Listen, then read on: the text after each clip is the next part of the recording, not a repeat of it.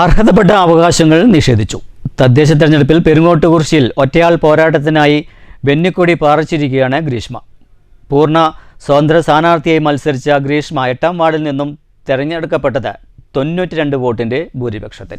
പതിറ്റാണ്ടുകളായി ഒരു സമുദായത്തിനും പ്രദേശത്തിനും അർഹതപ്പെട്ട അവകാശങ്ങൾ നിഷേധിച്ചപ്പോൾ അത് ചോദ്യം ചെയ്യാനായി സമുദായത്തിൽ നിന്ന് തന്നെ പ്രതിനിധിയായി ഗ്രീഷ്മ പോരാട്ടത്തിനിറങ്ങിയത്. സ്വതന്ത്രയായി പരമ്പരാഗത രാഷ്ട്രീയ പാർട്ടികളെയും മുന്നണികളെയും ഞെട്ടിച്ച് രാഷ്ട്രീയ പാരമ്പര്യമില്ലാത്ത തികച്ചും ഗ്രാമീണ ശൈലിയിൽ വളർന്ന സാമ്പത്തികമായി ഏറെ പിന്നി നിൽക്കുന്ന യുവതി കന്നി അംഗത്തിൽ വെന്നിക്കൊടി പാറിച്ചത് പഞ്ചായത്തിൽ പരക്കെ ചർച്ചയായി. പെരിങ്ങോട്ടുകുറിശ്ശി പഞ്ചായത്തിലെ 8ാം വാർഡിൽ കാവുതിയാമ്പറമ്പിൽ നിന്നും 92 വോട്ടിന്റെ ഭൂരിപക്ഷത്തിൽ വിജയിച്ച ഗ്രീഷ്മയാണ് നാട്ടുകാർക്കിടയിൽ ചർച്ചയായത്.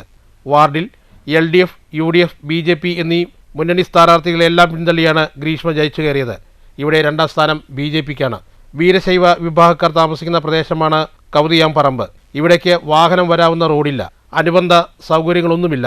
2.5 മാസം മുമ്പ് മരണപ്പെട്ട പിതാവിനെ രോഗചികിത്സയ്ക്കായി ആശുപത്രിയിലെത്തിക്കാൻ ആംബുലൻസിന് കടന്നുവരാൻ വഴി തടസ്സമായി. അതിനു മുമ്പ് രോഗിയായ മുത്തശ്ശിക്ക് കിടക്കാൻ വാട്ടർ ബെഡ് ആവശ്യപ്പെട്ടെങ്കിലും നിഷേധിച്ചു.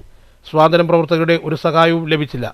ഇത്തരം അവഗണനയിൽ മനമെടുത്ത് ഇതിനെല്ലാം ചോദ്യം ചെയ്യാനും അർഹതപ്പെട്ടവരുടെ അവകാശം നേടിയെടുക്കാനുമാണ് ഒരു രാഷ്ട്രീയ പാർട്ടിയുടെയും പിന്തുണയില്ലാതെ മത്സരത്തിനിറങ്ങിയെന്നാണ് ഗ്രീഷ്മ പറയുന്നത്. പഞ്ചായത്തിൽ ഒരു മുന്നണിക്കും ഭൂരിപക്ഷമില്ലാത്തതിനാൽ ഗ്രീഷ്മയുടെ പിന്തുണ എല്ലാവർക്കും ആവശ്യമാണ്.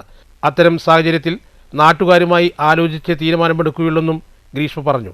ഞാൻ ഇതിലേക്ക് മുന്നോട്ട് ഇറങ്ങുമ്പോൾ ഒരൊറ്റ വ്യക്തിയാണ് എന്നെ പിന്തുണച്ചുകൊണ്ട് ഒരു 400 ജനവിഭാഗം, 400 ജനത എൻ്റെ ബാക്കിലുണ്ട്. അവരുടെ ജനഹിതം എന്താണെന്ന് മനസ്സിലാക്കിയിട്ട് നമുക്ക് മുന്നോട്ടുള്ള തീരുമാനങ്ങൾ എടുക്കാം. ഈ ജനതയുടെ അഭിലാഷങ്ങളാണ് എന്നെ ഈ ഒരു നേട്ടത്തിലേക്ക് എത്തിച്ചത്. യാതൊരുവിധ പാർട്ടിയുടെയും പിൻബലമില്ലാതെ ഈ ഒരു നേട്ടത്തിലേക്ക് എത്തിച്ച എല്ലാവർക്കും നന്ദി. ഇവരുടെ അഭിലാഷങ്ങൾ നിറവേറ്റാൻ എന്നാൽ കഴിയുന്നത് ഞാൻ ശ്രമിക്കുകയും ചെയ്യുകയും ചെയ്യും.